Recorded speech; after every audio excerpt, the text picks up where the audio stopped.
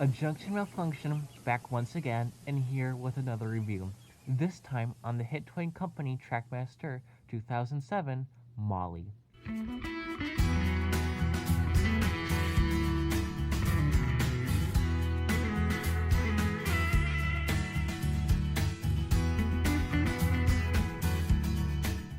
Molly, or otherwise known as Molly the Yellow Engine or Molly the Mighty Engine, was introduced in Series 9 of Thomas and Friends in their debuting episode Molly's Special in 2005.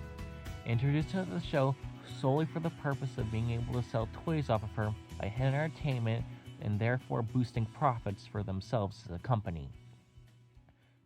Tomy released Molly and their plural lineup of toys, which included their own Thomas Motor Road and Rail range, in 2006.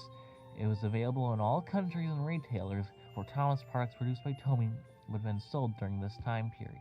However, in 2007, Tomy lost the rights to sell Thomas merchandising in the United States.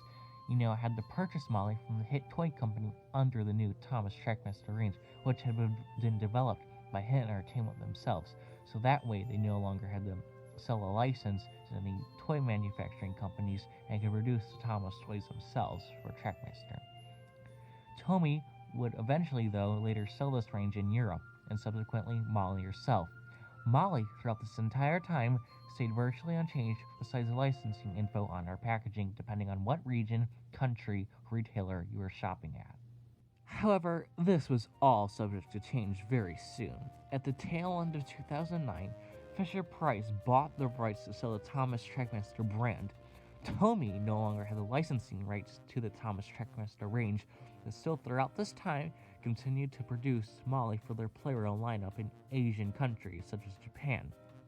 That was until she herself was discontinued throughout 2012 and 2013 to make room for Tomy's new smaller lineup of Thomas playroll engines, which wasn't large as it was before.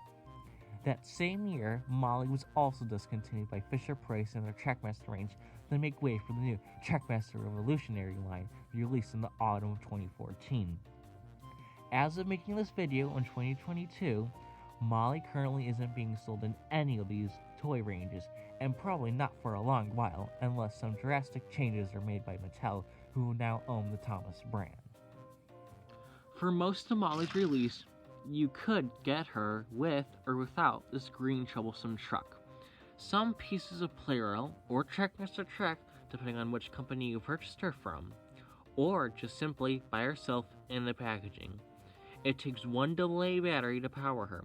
Unlike most of the other tender engines in the range, her motor was in her tender. Therefore, that's where her battery goes as well. This is another example of a tender engine being driven by the tender done correctly, as we saw with Murdoch, as neither the functionality or the looks of the model had to be sacrificed, unlike per se Emily, which we've looked at previously. Including Molly's normal release, she was also released as a remote control engine by the hit toy company in 2008, which was carried on by Fisher-Price until the line revamp in 2014, which we'll look at shortly. Other details you might have noticed is that my Molly quite literally has more detail with the add-ons of the front cab windows and lining. This is purely down to personal taste and preferences, as Molly's real-life basis, the Great Eastern Railway's D56440 Claude Hamiltons, were express engines, constructed during the Edwardian era, a time of elegance and prestige for the railways in the United Kingdom, and for a job to pull passenger trains which would make or break a railway company's image at the time. This is why I've given my Molly its own personal touch, you could say. Although, it's not to say I don't think Molly is a bad model, by no means. On the contrary, it's one of the best models in the range. She's highly detailed, even without my additions, maintains an accurate wheel arrangement to that of on the TV show and in real life, and overall has a decent face. The reason I say decent is because the face is a bit jarring. For whatever reason too, from her perspective is constantly looking off to the right. Another thing too, her face is actually based off the prototype face in the TVS, as seen in behind the scenes and reference material. Molly was originally intended to have a face the same size as her smoke box, as is normal for most of the other characters, such as Thomas. Ultimately, though, her face was shrunken down, as seen here. No doubt the toy manufacturers got the promotional images and subsequently based Molly's face off of that rather than how she later appeared on in the show. The whole ordeal with the toy manufacturers using Molly's prototype face isn't likely their fault.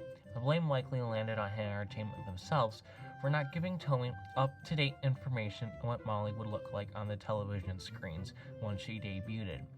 Continuing on, another gripe of mine is the lack of side rods on her. One of these days, I plan to add that myself, just to make her a little bit more accurate to the show. In their defense, though, the side rods might have interfered with the functionality of the toy. I don't see why they couldn't have just used Edward's wheel chassis, as they already would have had the tooling for that. If they did, we would have gotten the best of both worlds. Still, flaws nonetheless, but the good definitely outweighs the bad here. Now, we can take a look at the remote control Molly, which I mentioned earlier. Now, as for the remote control Molly, I've had this since at least 2010. As you can tell, it's gone through some wear and tear in those many years. But believe it or not, it's in far better condition than it once was, as I've been slowly restoring it to a more presentable state. Nonetheless, it operates after 12 long years. I had the 2010 Fisher-Price version, indicated by the licensing info on the bottom and the lack of a painted footplate. The standard variation of Molly I've only had since 2019, as I received it as a Christmas present. Interestingly enough, though, on the Fisher-Price version of Molly, her eyes are aligned, even on the remote control version. But there's no painted footplate. I suppose the ideal version of Molly here would be able to take her Fisher-Price face and place it on a model produced by Tomy or the Hit Toy Company. Anyhow, enough the remote control Molly. My overall thoughts on Molly is that she's a well-made, produced, and manufactured model which accurately depicts the character as was seen in the Thomas & Friends television series. It's worth your time and money whether you're a parent watching this or a fan of the franchise who collects the range. Now, as I said earlier on, Molly is no longer available in any of these toy lines and is a discontinued product.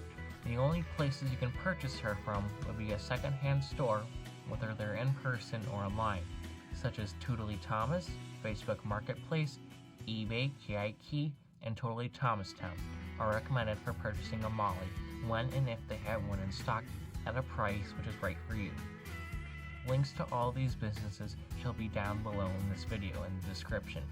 I do not recommend going above $30 for it, unless she's coming with additional engine or rolling stock or an original packaging. But to conclude the video, this has been my review on the Hit Toy Company Trackmaster 2007 Molly. Thank you for watching, and a Junction Malfunction production.